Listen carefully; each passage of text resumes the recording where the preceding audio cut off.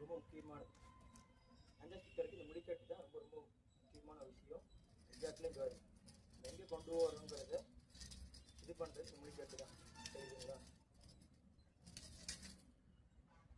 பொதுவான லெசனுக்கும் ஆயுத பயிற்சிக்குள்ள வித்தியாசம், பொதுவான ஃபைட்டில் நம்ம ஒரு ஆளை கார்டு வைக்காம மட்டும் தான் ஃபேஸ் அடிபடும்.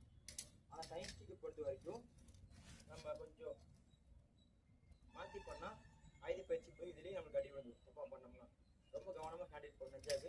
குழந்தைங்க இதில் உட்டில் கொடுப்பாங்க, மேலே ஸ்பான்ச் அதை குழந்தைங்க யூஸ் பண்ணணும். யங்ஸ்டர் உட்டு யூஸ் பண்ணுவான். நான் மாஸ்டர் என்கிட்ட ரொம்ப நாள் இது எங்கிட்ட இருக்குது, அதனால் இது கொஞ்சம் ஃப்ளெக்சிபிலிட்டியாக இதில் நான் பண்ணிட்டு இருக்கிறேன். நீங்கள் வந்து உட்டில் பண்ணணும்.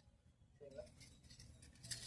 பேசிக்காக இது கேட்ச், இது கேட்ச் ஜாயிண்ட் வந்து கடிச்சு வரணும்.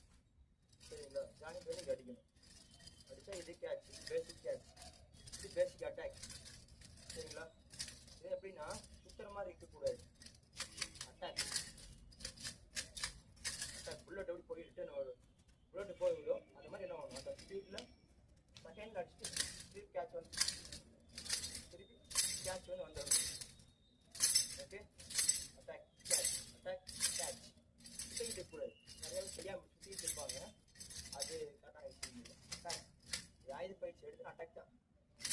ரிட்டன் ரிட்டன் ரிட்டன், அவ்வளோதான். திரும்ப ரிட்டன் பண்ணுறோம், திரும்ப ரிட்டன் பண்ணுறோம், ரிட்டன் கேட்ச், அவ்வளோதான். இல்லை நீங்கள் பழகிறது பேசிக் மட்டும்தான். இது பேசிக். ரிட்டன் கேட்ச் பண்ணணும்.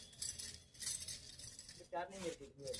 டர்னிங் 1 2 3 4 5 6 இதுக்கு மட்டும் திருப்போம் நம்ம, அவ்வளோதான். இதில் தெரிஞ்சுங்களா?